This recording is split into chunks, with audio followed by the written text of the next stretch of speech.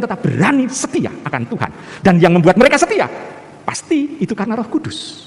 Nah, Ibu Bapak, Roh Kudus itulah yang sekarang kita terima, kita sudah menerima.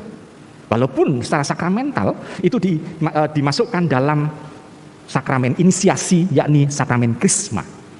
Sakramen krisma, pada waktu orang menerima sakramen krisma, Bapak Uskup itu akan mengatakan, terimalah Roh Kudus. Dan di situ sebagai kelengkapan orang itu menjadi orang Katolik, bahwa Roh Kudus sudah kita terima. Nah, Ibu Bapak, saudara-saudara yang kasih, maka sabda perpisahan Tuhan Yesus ini bukan sabda yang lebay, tetapi sabda penguatan untuk kita semua. Saya percaya dan saya yakin bahwa umat di Semarang Indah ini adalah umat yang sudah hidup dalam Roh Kudus itu dan mau melaksanakan apa yang dikehendaki oleh Allah, dan kita mempertahankan sabda Tuhan itu tinggal di dalam hati dan pikiran kita, dan kita menjadi pelaku-pelaku sabda yang handal di tengah masyarakat.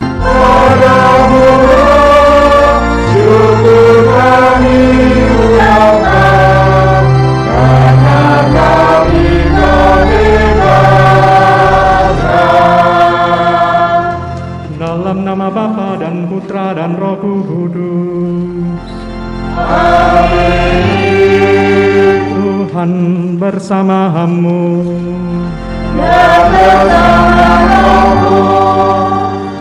Ibu, Bapak, saudari-saudara yang terkasih, selamat sore berkah dalem. Selamat sore berkah dalem. Pada hari Minggu ini adalah Minggu Paskah yang ke-6. Karena sudah masuk Paskah ke-6, maka hari Kamis nanti adalah peringatan Tuhan Mikrat ke surga. Karena kalau dikatakan Tuhan naik atau hari raya kenaikan Tuhan, seolah-olah tompo rapot ya kalau hari Kamis. Tetapi peringatan Tuhan Mikrat ke surga. Maka bacaannya adalah bacaan hari ini mengenai sabda perpisahan Tuhan kepada para murid, supaya para murid itu tetap teguh dan setia dengan apa yang sudah diwartakan oleh Tuhan. Dan Tuhan menjanjikan kepada para murid bahwa para murid tidak dalam kesendirian walaupun ditinggal oleh Tuhan, tetapi bersama dengan Roh Kudus. Saudari-saudara terkasih, marilah kita siapkan hati dan pikiran kita kepada Allah dengan kita mohon ampun di hadapan-Nya. Ibu, Bapak, saudari-saudara yang terkasih dalam Yesus Tuhan, dalam amanat perpisahannya itu, Tuhan Yesus sebetulnya mau mengatakan kepada para murid bahwa nantinya para murid itu akan merasakan dan mengalami situasi yang tidak baik, yaitu dikucilkan, bahkan dibunuh. Tuhan Yesus sudah mengingatkan hal itu. Dan Tuhan Yesus pergi bukan untuk meninggalkan para murid, tetapi Tuhan Yesus sebetulnya mau menguatkan para murid. Mengapa bisa seperti itu? Begini Ibu Bapak, kalau Tuhan Yesus itu satu, fisiknya itu tinggal bersama dengan para murid, maka orang yang bisa mendengarkan sabdanya dan dikuatkan oleh Tuhan Yesus pada waktu itu, karena pada waktu itu belum ada medsos, belum ada internet, belum ada Google, maka orang yang bisa dikuatkan oleh dia, kelompoknya tetap kecil. Kenapa? Karena hanya orang yang ngintil atau yang di belakang Tuhan Yesus yang bisa mendengarkan sabdanya. Tetapi Tuhan Yesus pergi kepada Bapa supaya Roh Penolong, Roh Kudus bisa tinggal di banyak orang. Bukan hanya banyak orang, tapi di berbagai kawasan negara, kawasan wilayah. Tidak hanya terbatas di daerah Palestina, tetapi sampai ke ujung dunia bisa merasakan dan mengalami. Dan ciri khas Roh Penolong itu atau Roh Kudus itu yang akan diutus kepada seluruh pengikutnya adalah mengingatkan semua sabda dan karya Tuhan Yesus.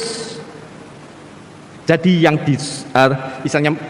disuruh atau yang diutus oleh Bapa dan Tuhan Yesus adalah Dia yang menolong orang untuk bisa memahami apa yang sudah disabdakan dan dilakukan oleh Tuhan Yesus.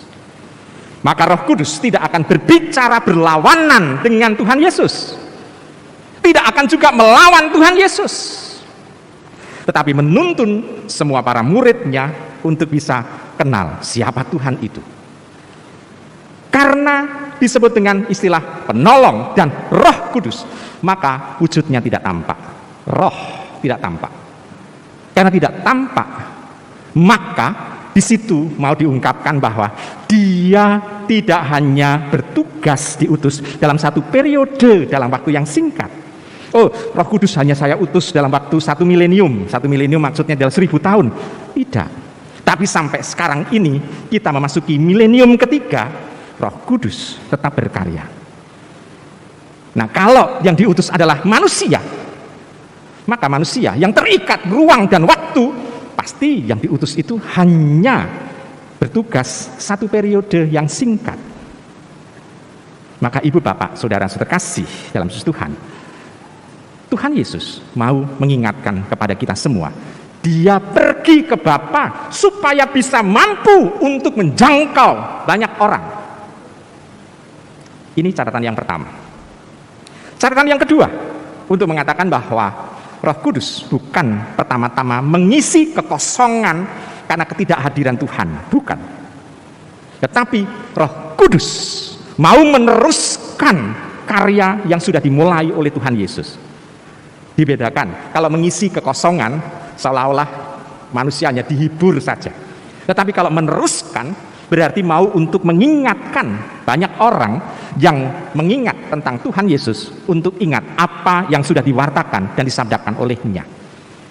Supaya para pengikut Tuhan itu setia dengan Tuhan Yesus untuk melakukan dan mendengarkannya. Maka kita bisa melihat ibu bapak, wahana Roh Kudus itu sungguh luar biasa. Roh Kudus tidak berkarya hanya di dalam gereja, tetapi wahananya adalah dunia. Mengapa bisa seperti itu? Begini, kita ambil contoh konkret saja. Kalau ada orang yang mau dibaptis secara istilahnya baptis dewasa, tadinya dia bukan dari gereja mana atau gereja apa, tapi belum dibaptis, lalu dia ingin untuk dibaptis secara Katolik. Siapa yang mendorong orang itu untuk dia minta dibaptis? Kalau bukan dari Roh Kudus yang mengantar orang itu sampai kepada pembaptisan. Bahkan orang itu sampai bertahan 1 tahun minimal untuk menjadi katekumenat. Katekumen artinya dia yang belajar agama Katolik. Bertahan 1 tahun. Siapa yang menguatkan kalau bukan Roh Kudus sendiri?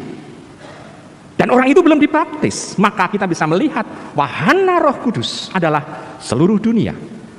Dan Roh Kudus memasuki semua hati orang. Tergantung dari orang itu mau menanggapi secara positif atau menolaknya. Kalau menolaknya, maka ya sudah, orang itu tidak akan melakukan kebaikan. Kenapa? Karena Roh Kudus menghantar orang melakukan kebaikan. Bahkan juga kitab suci menuliskan dosa yang tidak bisa diampuni adalah menghujat Roh Kudus. Kalau dia menghujat Tuhan Yesus, menghujat Allah Bapa masih bisa diampuni. Tapi kalau menghujat Roh Kudus, kitab suci mengatakan dan Tuhan Yesus menyatakan tidak akan bisa diampuni. Kenapa? Karena Roh Kudus memasuki hati semua orang supaya orang bisa melakukan kebaikan. Dan kalau orang itu menolak Roh Kudus, pasti orang itu menolak kebaikan. Dan kalau orang itu menolak kebaikan dan menolak kebenaran, maka yang terjadi adalah dia jauh dari kerajaan surga. Nah, ibu bapak, saudara-saudari yang terkasih dalam Yesus Tuhan, maka Roh Kudus di sini bukan pertama-tama pengganti Tuhan, tetapi dia yang mengingatkan kita. Orang dari generasi milenium ketiga ini bisa mengenal Tuhan Yesus, Sang Firman yang menjadi manusia, yang dihidupi oleh para rasul dulu. Maka kita bisa melihat Roh Kudus punya peranan penting. Nah, ibu bapak, saudara-saudara terkasih dalam Yesus Tuhan, Roh Kudus pula yang membuat gereja ini dimampukan berjalan di dalam kekudusan. Kalau dalam syahadat kita mengatakan bahwa aku percaya akan gereja yang kudus. Betul ya? Syahadat nanti akan kita bacakan bersama. Aku percaya akan gereja yang kudus. Gereja itu siapa? Bukankah kita orang yang beriman disebut dengan gereja? Nah, saya mau tanya dulu, siapa dari Anda semua umat beriman ini yang bisa mengklaim bahwa saya adalah kudus? Ada? Halo? Ada? Baik. Yang membuat gereja menjadi kudus karena kita itu mendengarkan Roh Kudus. Karena kita bersatu dengan Roh Kudus. Karena hati kita menjadi tahta Roh Kudus. Maka tubuh kita ini, diri kita ini bisa dikatakan sebagai bait Roh Kudus. Maka Roh Kudus tidak bisa dibatasi dengan gedung gereja. Maka ibu bapak, kalau di negara kita ada pembangunan gereja yang dilarang, bukan berarti gereja tidak ada. Gereja tetap ada yang hidup dalam pribadi-pribadi yang beriman akan Tuhan. Yang tidak ada adalah tempat berkumpulnya orang-orang beriman itu. Nah, ibu bapak, maka wajar saja kalau gereja tidak bisa dibangun. Ya karena kita mau taat dengan hukum. Nah, kalau gereja tidak bisa dibangun, kita tetap percaya gereja adalah pribadi-pribadi ini.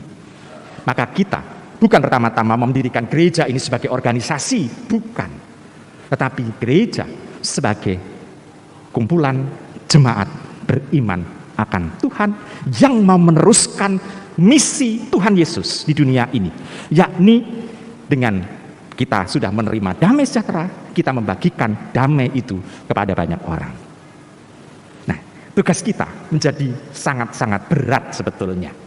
Maka ibu bapak, butuh 1 tahun orang jadi katekumen, karena sulit untuk menjadi orang Katolik. Coba bayangkan, di Indonesia secara jumlah saja sedikit, maka menjadi orang Katolik itu sulit. Di mana-mana kita bisa melihat orang yang saudara-saudara kita yang bekerja di negara sebagai pegawai negeri, sulit untuk naik pangkat, naik gaji juga.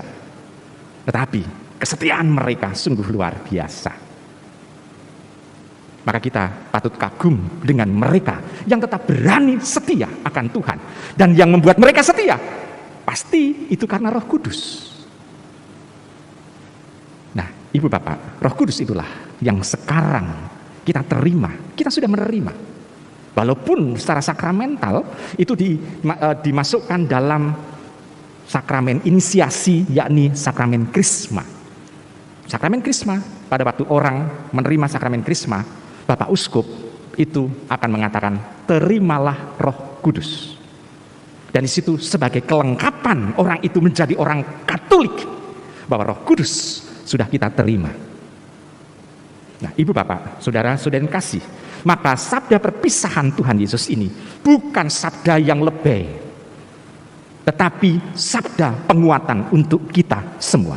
Saya percaya dan saya yakin bahwa umat di Semarang Indah ini adalah umat yang sudah hidup dalam Roh Kudus itu dan mau melaksanakan apa yang dikehendaki oleh Allah, dan kita mempertahankan sabda Tuhan itu tinggal di dalam hati dan pikiran kita, dan kita menjadi pelaku-pelaku sabda yang handal di tengah masyarakat. Amin. Agunglah misteri iman kita.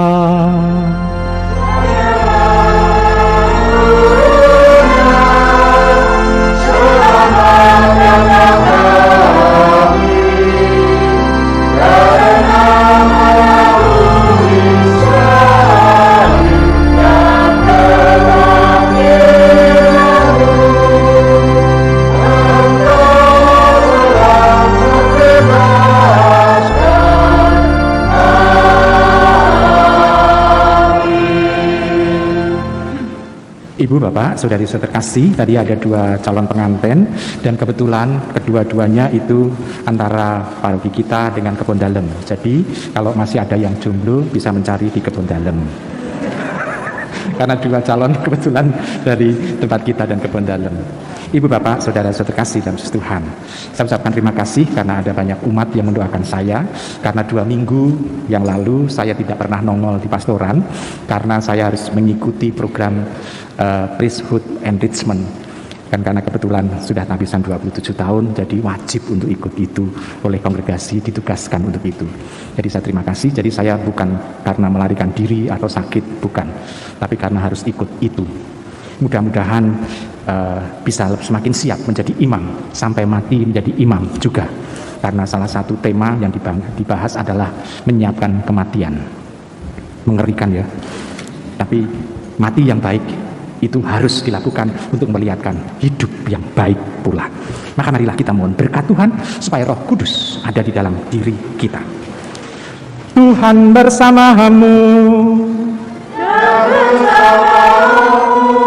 Semoga kita semua di dalam hidup, keluarga, komunitas, pekerjaan dan rencana baik kita senantiasa dibimbing, dilindungi dan diberkati oleh Allah yang Maha Kuasa, Bapa dan Putra dan Roh Kudus. Saudara sekalian, pranekaristi sudah selesai. Haleluya, haleluya. Syukur kepada Allah. Haleluya, haleluya.